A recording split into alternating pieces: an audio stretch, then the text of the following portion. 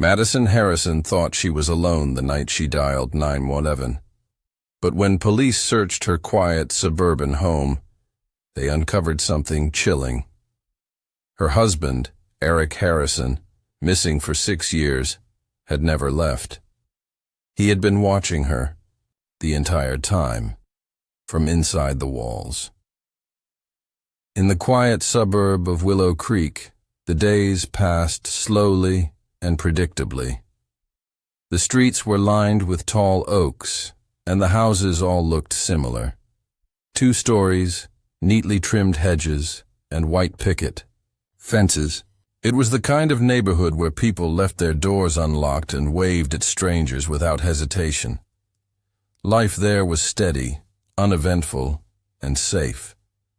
That's why the disappearance of Eric Harrison 6 years ago had left a deep scar on the community.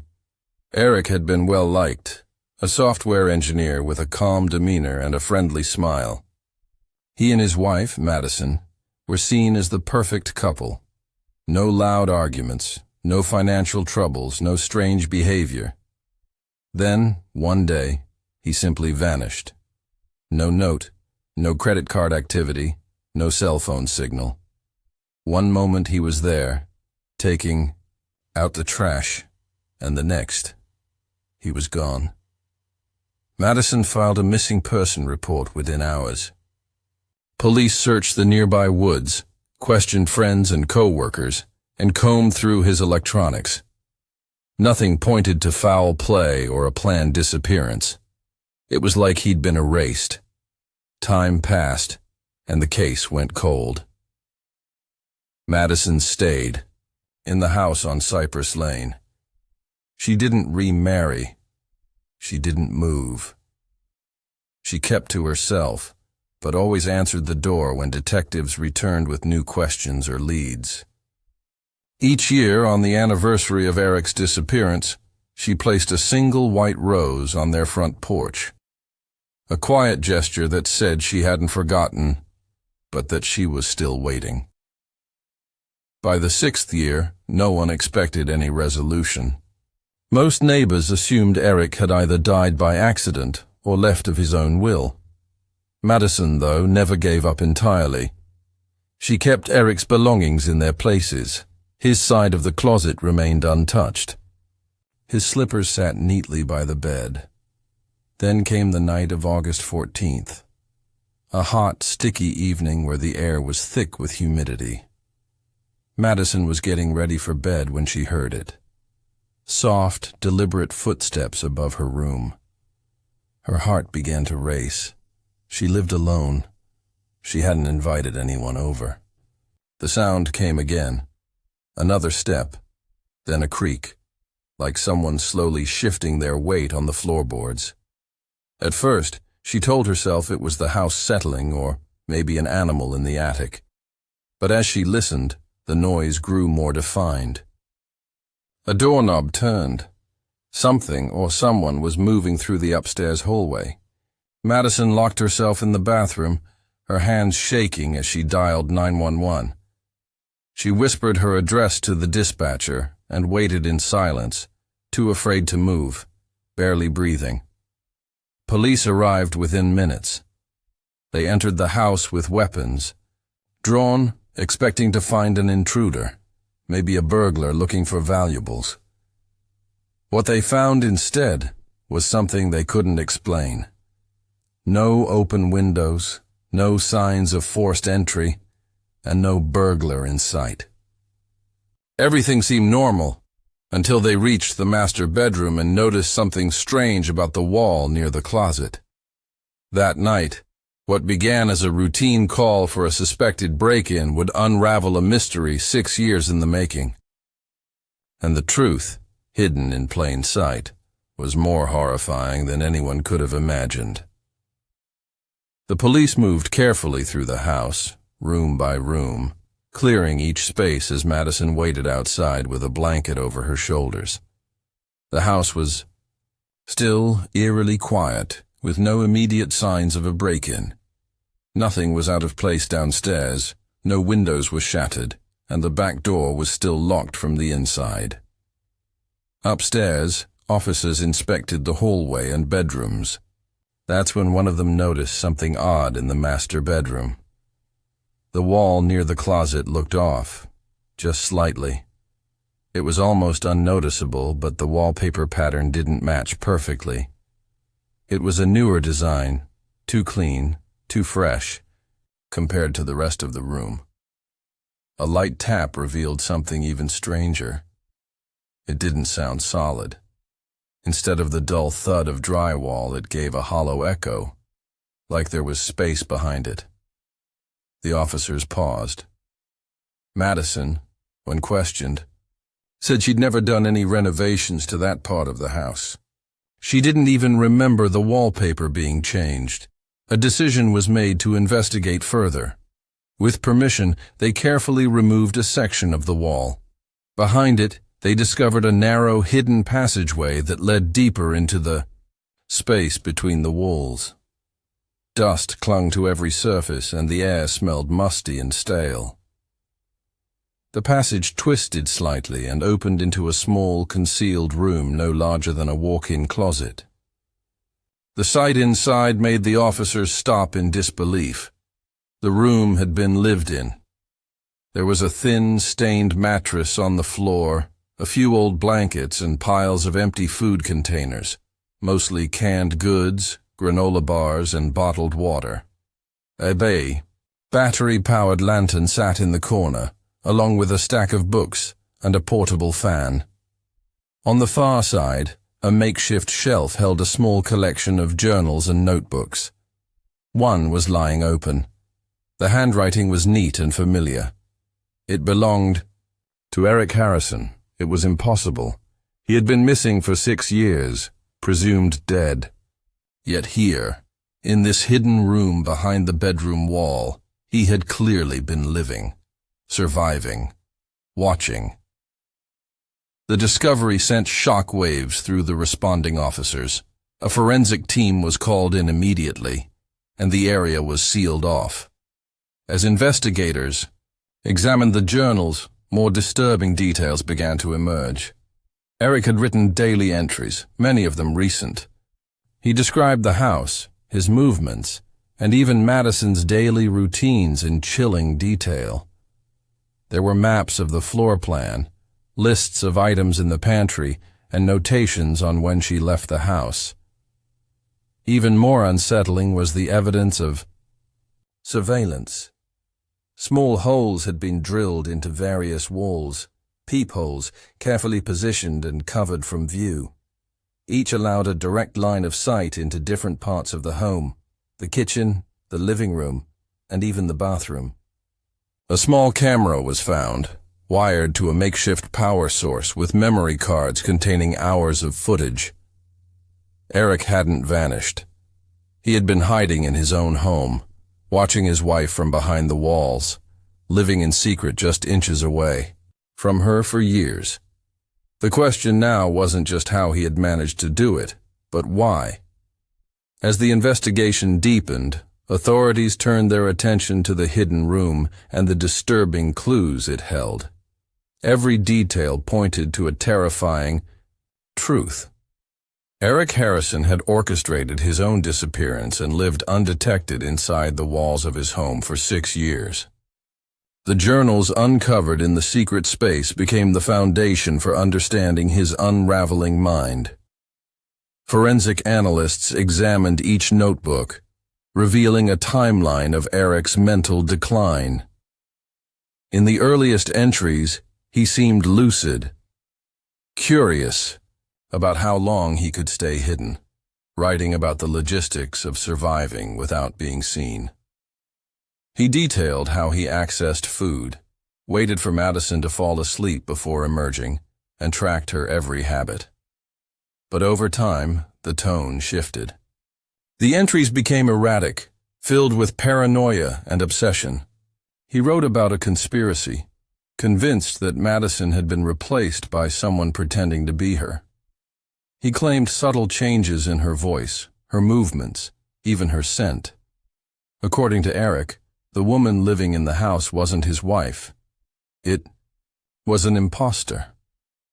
This belief consumed him. He stopped referring to her as Madison and began calling her the other. He wrote long passages about needing to stay hidden to protect himself, to study her, to one day expose the truth. In detail, one entry dated just a month before he died. He wrote that the time was near. He would confront her and force her to admit who she really was.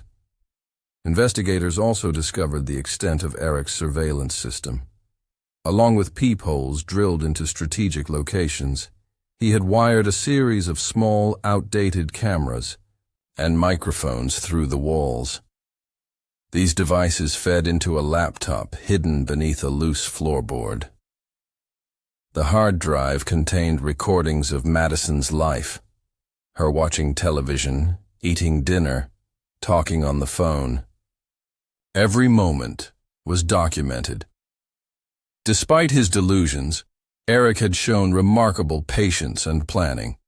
He only moved during specific times of day, late at night or early morning, when Madison was either asleep or out jogging.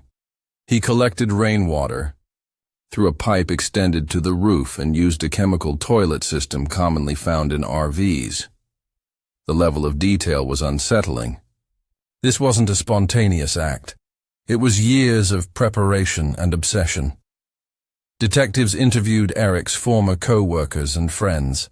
Some described him as friendly and reliable, but many recalled a shift in behavior during his final year. At work, he became distant, suspicious of people around him, and obsessed with privacy. He installed multiple locks on his office door, and once accused a colleague of spying on him. His supervisor suggested he take a leave of absence shortly before he disappeared. Everything pointed to a man descending into a private world of fear and delusion. But even with all the evidence, there was no sign that Eric had ever harmed Madison or planned to, until the final journal entry. Written just 2 days before Madison's 911 call, it simply read, "I know what I have to do. The truth can't hide anymore." It would be the last words he ever wrote. As forensic teams pieced together the timeline of Eric's disappearance and secret life, the full scope of what had happened inside the Harrison house began to emerge. His presence had gone completely undetected for 6 years, not because of luck, but because of meticulous planning. The basement held the key to much of it. Hidden beneath a false panel in the laundry room was a narrow access point into the crawl spaces that connected to the concealed room. From there, Eric had created an invisible network of passageways that allowed him to move around the house without ever being seen. Evidence showed he had been slipping out late at night, sometimes for only minutes at a time, to gather food, charge devices, and even steal small household items. Madison had reported things going missing over the years, half-used cans of soup, batteries, toilet paper, but none of it was ever considered unusual enough to investigate. At the time, friends assumed it was just forgetfulness or stress. Now, it was clear Eric had been behind every one of those minor mysteries. Investigators confirmed that Eric's body had been found wedged behind a structural beam in the narrow space adjacent to the hidden room. His head injury indicated a fall, likely while navigating through the confined passage. There were signs he had been crawling in the dark, possibly on his way to confront Madison, as hinted in his final journal entry. But something went wrong. He fell, struck his head on a metal support bar, and never regained consciousness. The space where his body was found was so tight and obscure that, had Madison not called 911, it's possible no one would have ever found him. The medical examiner placed the time of death at just under 48 hours before the police arrived. That meant Eric had died only days before the 911 call, possibly while preparing for his first face-to-face interaction with Madison in 6 years. The timing raised haunting questions. Had she almost come face to face with him that night? Was the noise she heard the sound of him falling? The creak of the floorboards above her head might not have been footsteps.